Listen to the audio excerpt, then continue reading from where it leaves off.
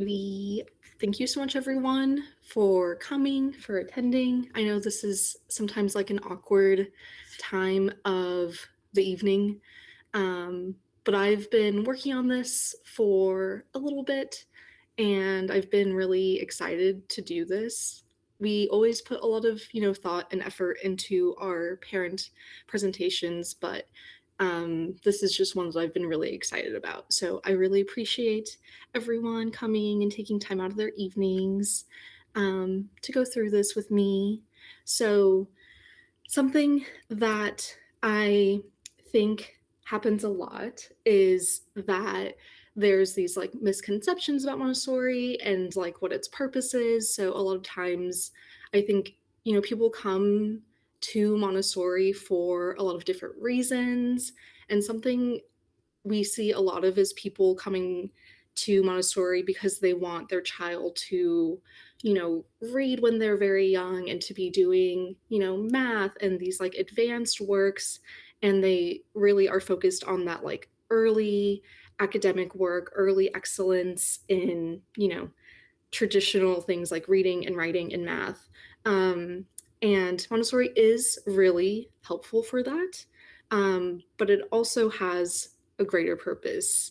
Other misconceptions I see are that Montessori is all about, creating orderly children who are only focused on like working all day, and it's not as social or like play based.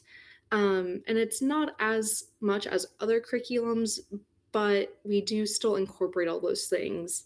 Another thing that I see people in larger education spaces talk about a lot is that it's not preparing children for other academic settings or other environments that they might need to be in after they leave a Montessori school. But in reality, so as far as only focusing on academics, the thing that I love about Montessori, and I think a lot of people who work in this field are drawn to it, is because it's such a holistic approach um, for early childhood education that is geared towards the whole child. So it's not just academics, it's their intellectual development, their physical development, and their social emotional development. Like those are such big parts of what we do every day.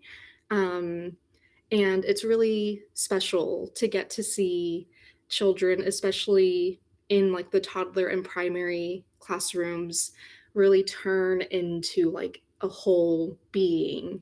Coming from like the toddler class into primary, you really start to see an awakening happen in children, where their consciousness just really turns on. And by the time, if they stay with us the full 3-year cycle, we see them from, as early as 18 months all the way up into being 6 years old. And so much growth and change happens in that time, not just academically, but them as a person. Um, and talking about, and having a child only focusing on one thing, Montessori is so not that. Something I know Stephanie says a lot, and we all really emphasize, is that in our classrooms, children are learning how to be in community with their peers. A lot of times, in either toddler or primary, it's their first experience being around so many other children, adults who are not their parents or their family members. And it's a new setting, a new environment for them to be in. So, they know how to be at home, but now they're learning how to be at school and how to make friends and how to interact with each other. And something that is often quoted from Maria Montessori is that work is play, or the work of the child is play. So, really, at school, we call what we're doing work, and it is work. But it's not work in a traditional school setting sense. We're not, all sitting down in rows, working on the same worksheets, just kind of checking boxes, where it's a very fluid environment where there's a lot happening, and lots of different growths are happening all at the same time. We also really find that children, when they come from a Montessori school, are prepared for any sort of educational setting that they will go to next. It's really common to do Montessori in early childhood and then to go into the public school system, or to go to a different type of private school that has a different pedagogy, or there's so many different options for schools. um, and we see that children, the work they're doing with us is preparing them for those next steps. We're developing their critical thinking skills and their social skills and their ability to adapt to different situations, so that when it's time for them to move on, they're ready no matter where they're going to go next. They don't have to just go to a Montessori school to be ready for the next thing, um, because they are so capable and so capable of doing such big things. I think a lot of times as adults, as parents, it can feel like really scary, like, oh, my child's going to go to this new space. It's going to be so different. um, there's going to be so many new children, new teachers, like that's going to be really hard for them. But children at this age are adaptable. Like that is their work, is to go experience these new things and these new environments, new situations, because that's how they learn, that's how they grow, by getting to have those experiences. So I wanted to kind of talk about that just as a preface, um, to what we're going to talk about tonight. Montessori is peace education. So, like I was saying, so much of what we do is what people have referred to as like invisible lessons. Those things that, we're not taking it from a shelf, we're experiencing it, or the children are experiencing it. So even if it's, say, a child really wants to do the apple cutting work, but someone else has it, their invisible lesson in that moment is learning it's okay to wait. I have to wait my turn. This work will still be available when the other person is done. And the peace education part of Montessori is such a big invisible lesson. And I kind of want to talk about the context of Montessori and how it came to be, um, to kind of introduce you guys to how this peace education was developed by Maria Montessori. So a big part of my training, and I think most Montessori trainings, is learning about Maria Montessori herself. She was a really incredible woman who, obviously her pedagogy and the things that she developed are things we're still using hundreds of years later. So I think that's really special and really cool. Um, and something to give you guys some context of what we're doing here and how, our type of schooling came to be, and how Montessori schools all across the world came to be. So this is a picture of Maria Montessori. She was born in 1870, August 31st. She's a Virgo, a powerful woman. Um, from an early age, she was doing things really differently. It's the 1870s, or 1880s. At age 13, she was enrolled in an all boys engineering school. And that's kind of a thread we see throughout her life. Not only was she going to all boys schools to learn engineering and science as she was an adult, she was one of the first female physicians in all of Italy, one of the first women to go to medical school, to graduate, and then to work in the field. So her background really started in science. Um, and she co-directed the Orthophrenic School in Europe, which was a special education teacher training center. So she worked with teachers to train them to work with children with special needs. And that's also a lot of her background that we'll see. As an adult, she also spoke at the International Women's Congress multiple years in a row.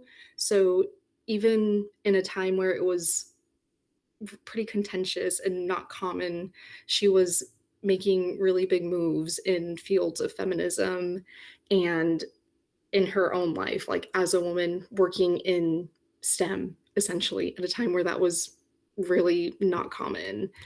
Um, while she was working in the orthophrenic school with children with disabilities, one of her biggest things that I think we see all throughout her development of Montessori is that she urged that it was society's duty to better understand children with disabilities and their needs and to offer them support as early as possible.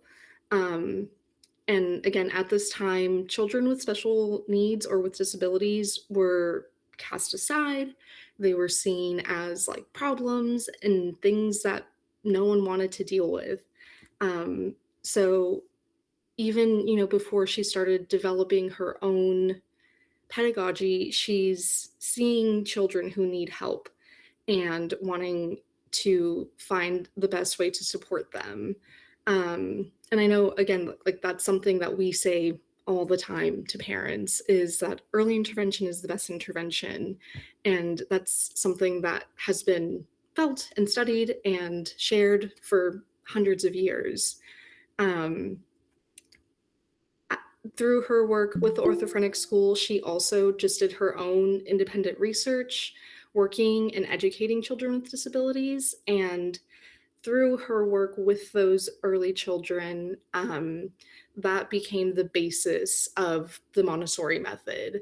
So a lot of what we do at school is backed by science. Like a lot of what we do is really similar to things that you would see in like occupational therapy, which is used to help children with disabilities. Um, and so her method was developed with these early children with disabilities, and through working with them, she started implementing her method all across Italy. Um,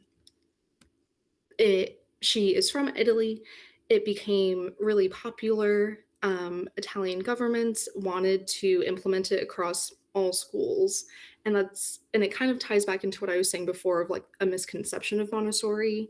The intention behind implementing it across schools across Italy was kind of that misconception of like, okay, we want orderly children who know how to obey and fall in line, and who will listen and be peaceful, but in a way that is beneficial for the people above them. So while it was, really great that her method was implemented so widely, eventually a few years go by, there's war happening, global war, and Maria Montessori herself had conflict with Mussolini and his like fascist regime. And so eventually all Montessori schools in Italy ceased to exist in a single day. And she was actually exiled from Italy. So I think this is so important to talk about because this context really shapes what she develops into the Montessori method as well. Um, because of the issues she saw happening in Italy and the way that she didn't agree with them and thought that they were harmful and wanted to do the opposite of that. While she was exiled, she developed her work called Education for Peace. It's actually a book that you can read. It was part of my training. It's part of a lot of Montessori trainings. And in Education for Peace, she expresses that children are peacemakers and education is the only true means to eliminate war. Um, she has a quote from Education and Peace: averting war is the work of politicians, establishing peace is the work of education.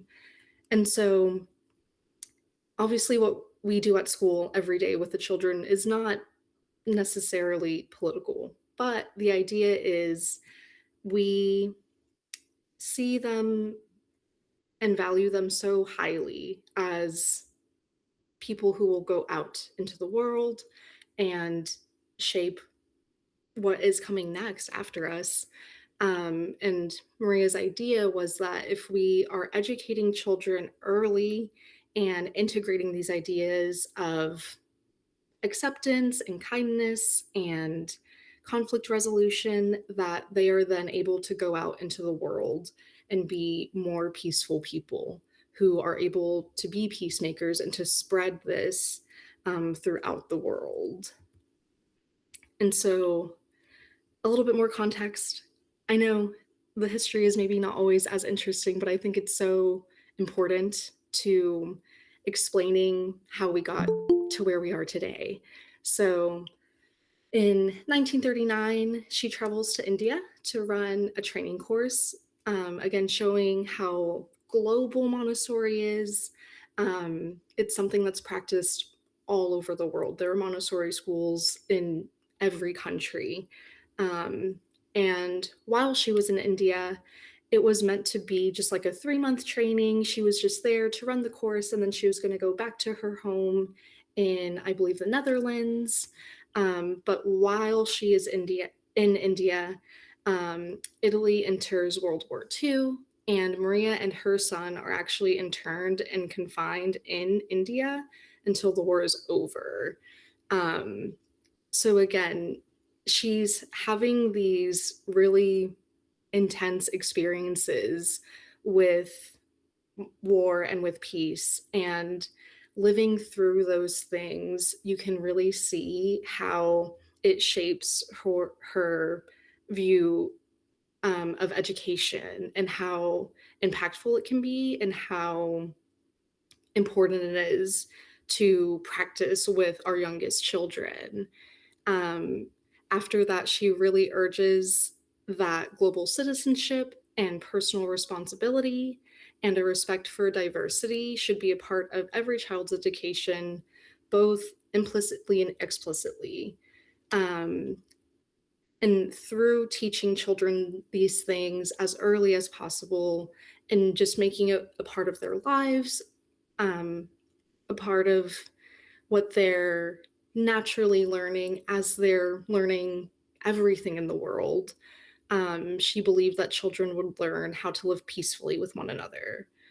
Um, Throughout her life, she was nominated for a Nobel Peace Prize 3 times, which I think just really speaks to how grounded in truth her method is. And a lot of the values and principles that she advocated for throughout her career are like to this day in the United Nations Sustainable Development Goals. So there are things that, globally we're recognizing as important and as essential to how we interact with children every day. Um, she has this really beautiful quote that says, "An education capable of saving humanity is no small undertaking. It involves the spiritual development of man, the enhancement of his value as an individual, and the preparation of young people to understand the times in which they live." And one of the things that I love so much about Montessori, about Maria Montessori, is the respect given to the children. Um, they're not viewed as, like, oh, you're just a child. Like, you know, you don't have to know how to be a person yet, because they don't. But we know that they have the potential and that they're at the very beginning of their personhood. And the things that they get prepared with in this time really shape the people that they turn into. Um, Giving them value, even as children, I think even today, children are still seen as not as important as, adults. But the value we place on them and the respect we give them really matters. and really affects the work we do on a day-to-day basis. So how all of this context shapes what we're doing now every day with your children. Um, I think something that is pretty familiar to everyone are grace and courtesy lessons. So children are given the opportunity to practice a specific skill. So we will literally like sit with a little group of children and act out how to ask for help, um, how to check on a friend, how to wait, how to take turns, how to have a conversation, how to apologize and say, I'm sorry, so that when they encounter these situations in real life, they've already practiced it. So we might either like during the work cycle or at group, we might ask like a group of three children or two children to stand in front of the class, or if it's during the work cycle, like we'll just practice together. But we'll literally act out like, okay, you're going to pretend, to hurt so and so's feelings, and then we're going to practice how to say I'm sorry. So they might, and a lot of times they don't want to do it, when it's something that's like a little bit rude or a little bit, like it's something that's not nice to do to someone. They feel funny about doing it. But we always just explain that it's for practice and it's so we can know what to do, if it happens in real life. But so giving them the platform to, um, practice it in a neutral time where everything is fine, um, but they're practicing the words and kind of having a script that, um, then they're able to have that running in their minds and process it and think about it, so that when we go to, say we're outside and someone accidentally like pushes someone or accidentally, gets sand on them when they're digging in the sandbox, they've already had the experience of, okay, I practiced this, in the morning. I know how to say I'm sorry already. Um, and this is an ongoing process. Obviously, children need many lessons, and it doesn't just start, you know, after the first time we've presented it. They're developing these skills and working on putting it all together. Um, but so grace and courtesy lessons, I think, are kind of like the base level of kind of what we do, to teach peace and to teach conflict resolution. We might also, like, along with how to apologize, we'll like practice how do we come up with a solution. Um, and a lot of times that just happens as the day goes and as they have their own social interactions. Um, but the next part that is super important to our peace education is environmental responsibility. So another, I think, misconception is that, Montessori children are super orderly and they clean up after themselves, and that's it. And it's great because they clean up after themselves, and that makes it easier for their adults. Um, but part of the bigger purpose of why we have them, sweep sweep and spray their spots after lunch, or if they spill something, they need to dry it. Um, it's because we want them to have a sense of ownership over the classroom, over the space, and a sense of responsibility to their community, and their community is their classroom at school. Um, so we'll often say, like, this isn't, it's not Miss Casey's classroom or Miss Alex's classroom or Miss Haley and Rena's classroom. Like, it's everyone's classroom. Or especially on the playground, like, this is not, if someone's riding a bike, it's not your bike, it's still everyone's bike.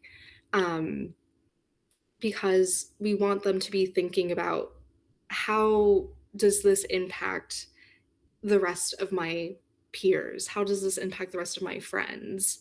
If I, spill water on the ground and I leave it, then someone might come and slip and hurt themselves. And I don't want, I don't want someone to get hurt because I care about them. They're one of my community members.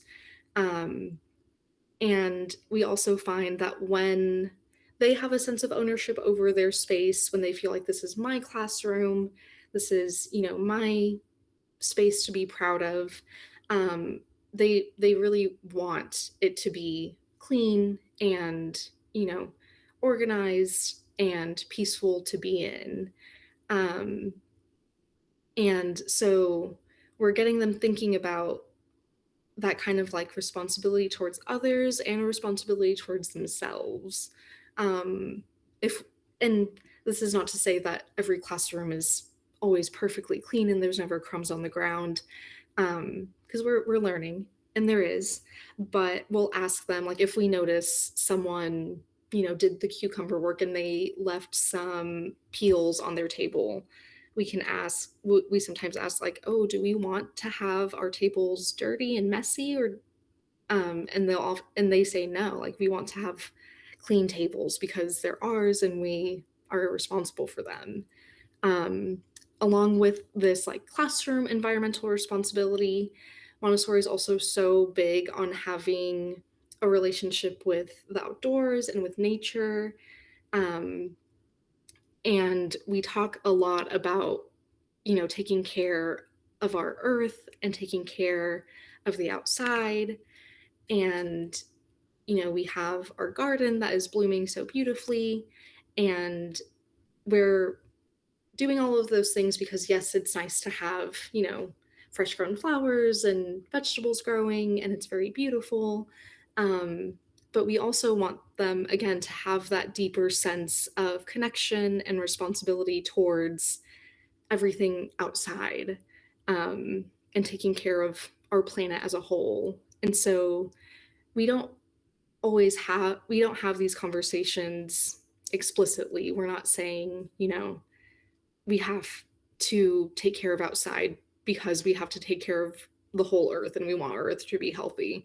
But cultivating these relationships and giving them this autonomy in this kind of indirect way really creates order inside, and it creates that caring that as they get older we hope they continue to take it with them and to continue developing it and thinking and growing bigger beyond what we're doing, as they get older.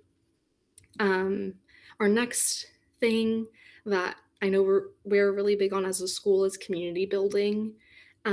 So a lot of emphasis is placed on caring for the class as a whole and their responsibility towards each other. And I feel like we do this in so many different ways. Again, just by being in the same classroom for 40 hours a week, they know who their community is. But that's why we're also so big on community events.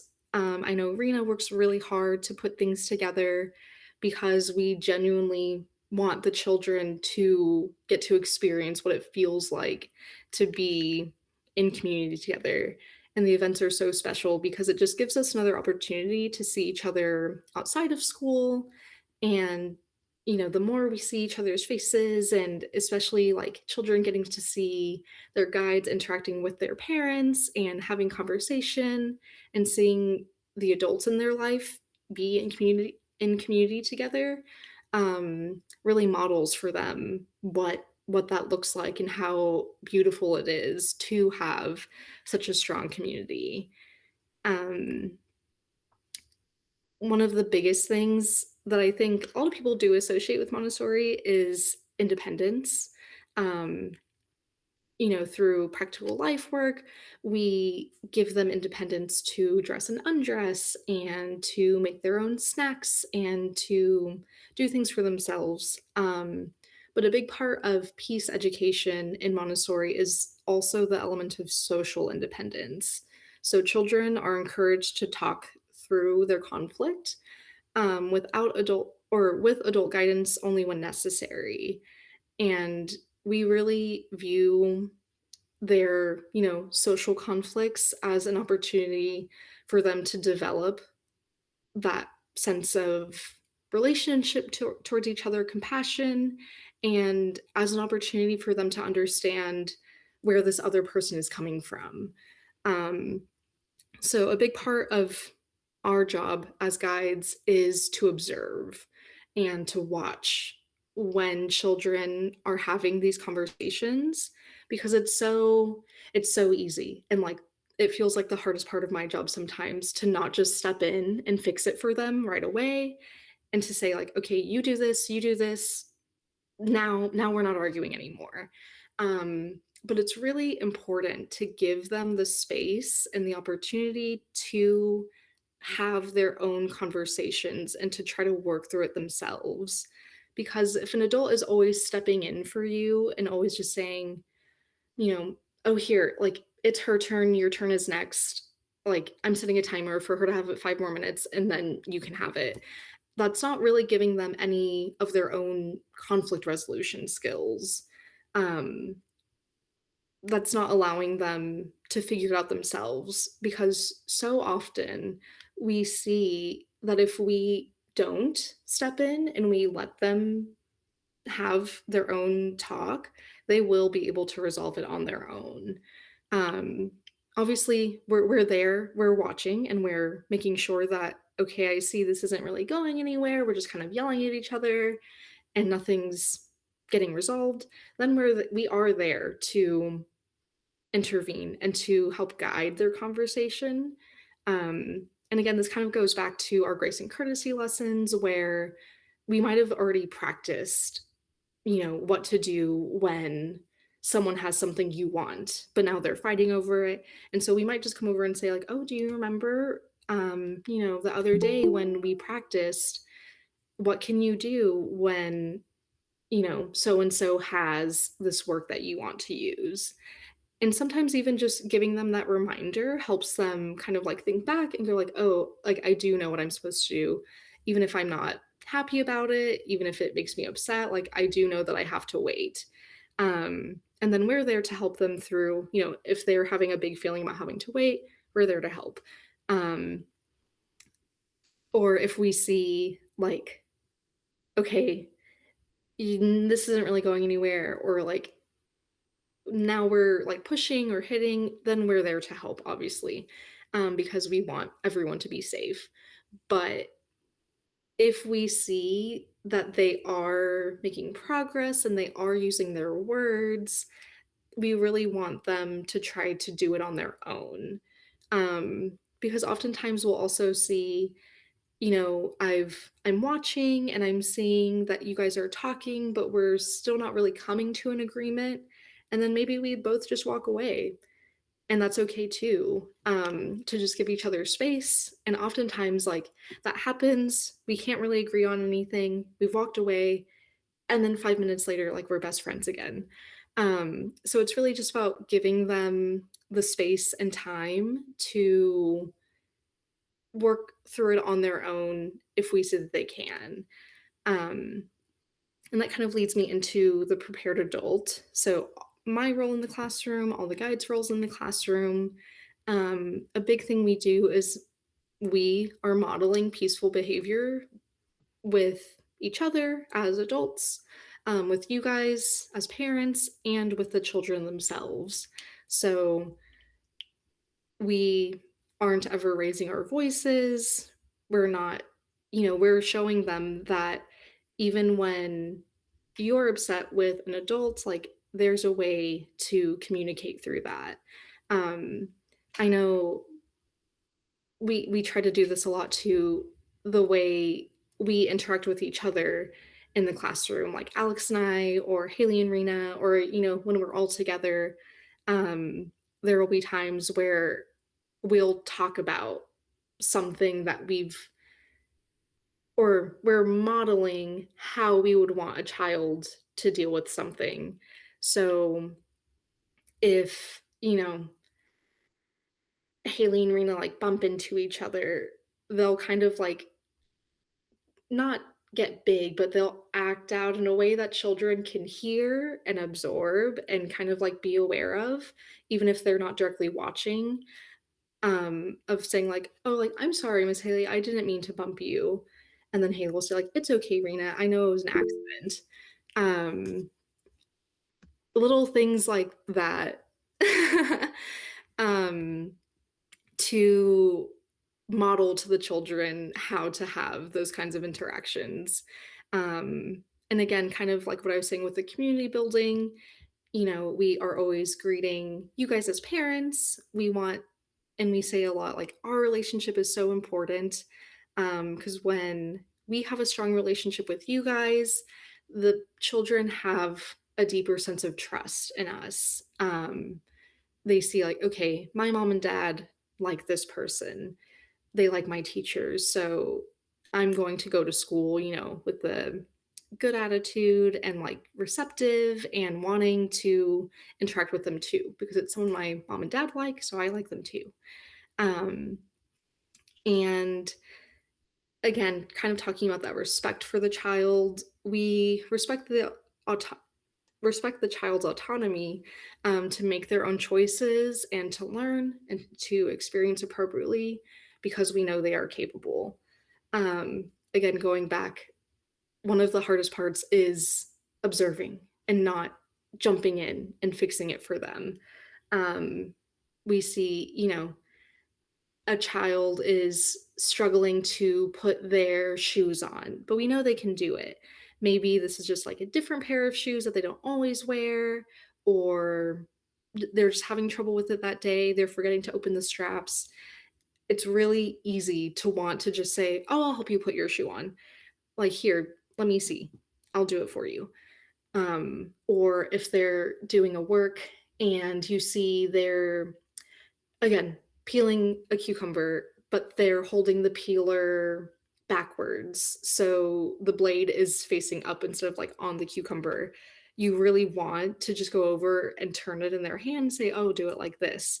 But when you give them the space to experience that little struggle, that's when we see the biggest learning happen, and it's so special to see them figure out a problem on their own.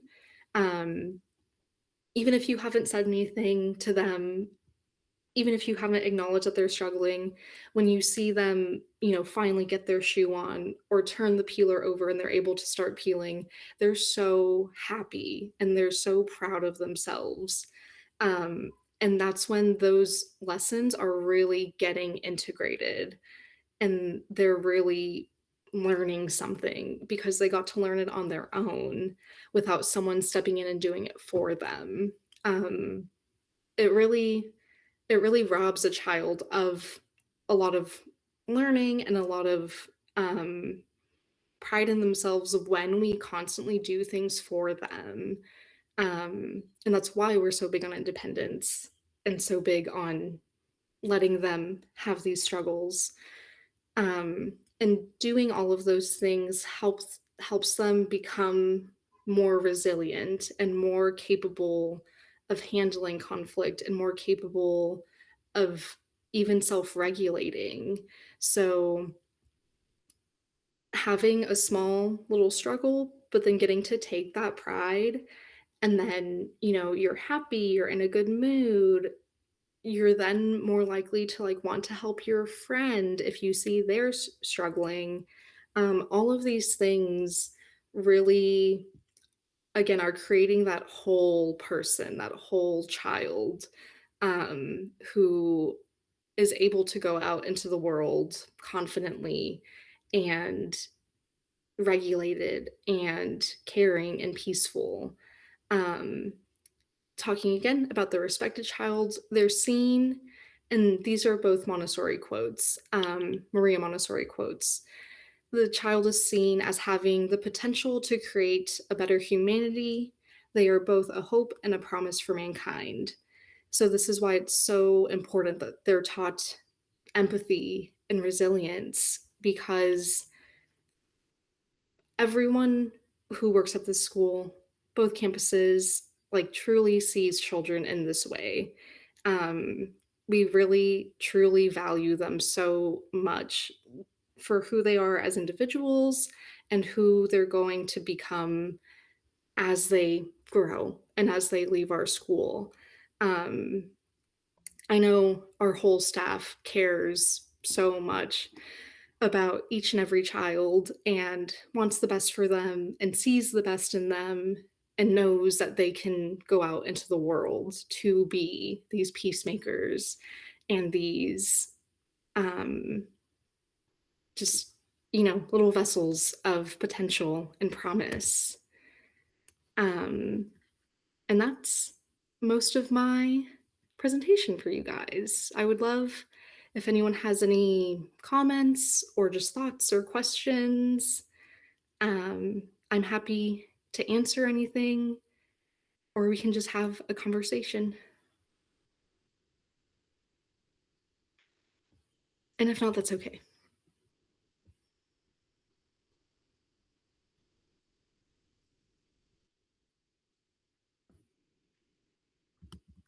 Thank you. It's all very true.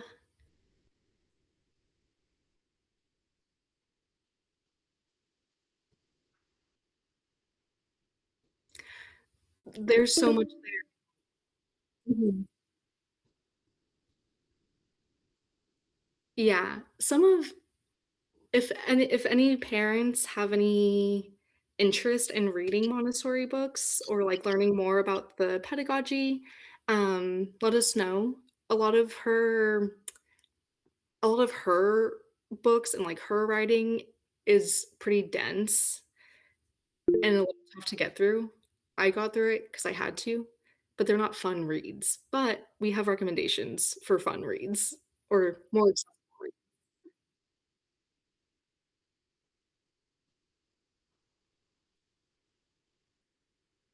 Yes.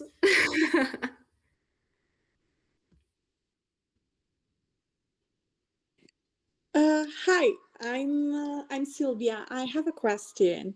Yes.